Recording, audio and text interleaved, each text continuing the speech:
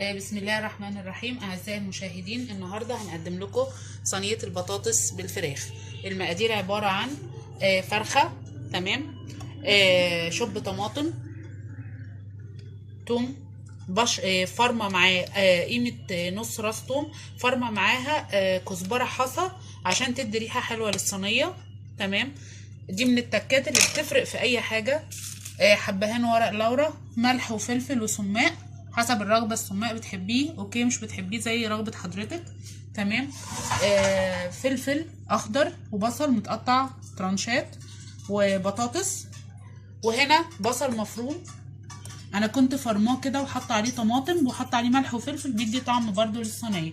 هنبدا الطريقه، هنبدا نشتغل على النار. انا حاطه في الصينيه فيها زيت، هحط فيها زي ما احنا عارفين الورق اللورا والحبهان، بيدي ريحه، تمام.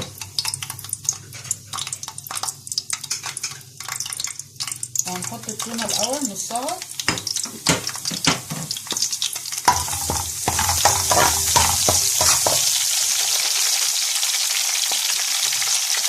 الفلفل والبصل،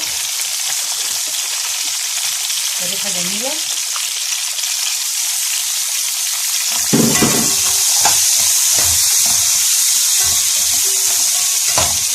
وانا قبل ما ابدا في شغل الصينيه فاتحه الفرن عشان يبقى جاهز. هنرش طبعا زي ما احنا عارفين على البصله رشه ملح هي والفلفل والثوم، ونسيبها قيمه 5 دقايق لحد ما تبدا الخمسه اكتر، يعني لحد ما تبدا. وبكده بعد ما سيبنا البصله والفلفل والثوم 5 دقايق، تمام، هنحط معاهم برضو الفراخ تاخد طعم. هنقلبها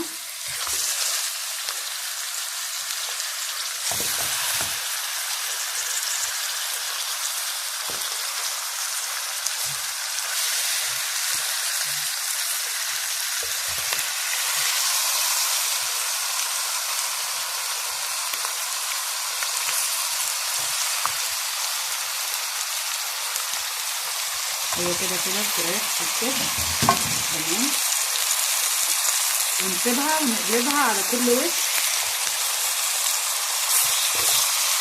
المنظر ده تاخد الطعم. نسيبها برضو 5 دقايق على النار.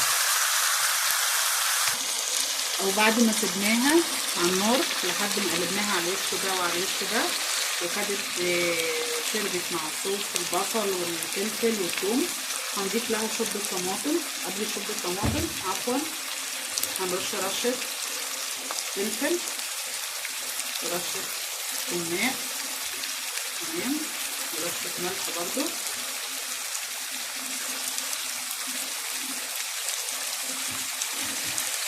تمام. ونضيف طماطم ونسيب الطماطم مع الفراخ تغلي شويه لحد ما يبدا يتعمل صوص، وبعدين نقوم ضايفين البطاطس. برضو هفرج حضراتكم هنحطها ازاي بعد ما تغلي.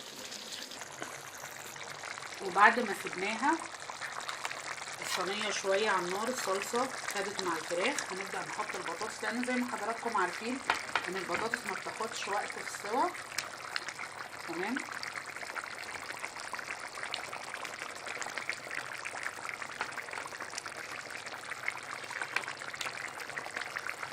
نشيل كده ونحط الفراخ بتاعتها.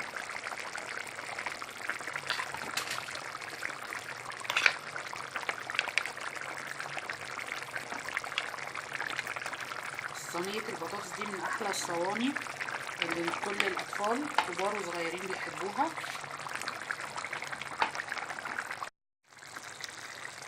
تمام. وكده ممكن نزودها شويه ميه.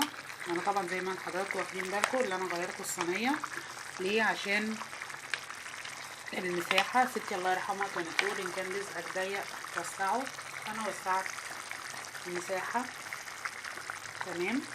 ونسيبها لحد ما تاخد سوا تغلي مع البطاطس، وندخلها الفرن هي اوريدي بتغلي، واوريها لكم ان شاء الله بعد النهايه باذن الله. وبكده اعزائي المشاهدين صينيه البطاطس بالفراخ استوت. سيبناها 3/4 ساعه واقل على النار. تمام زي ما حضراتكم شايفين هي لسه طالعه. ونتمنى انها تنال على اعجابكم ومنتظرين اللايك والشير. متشكرين.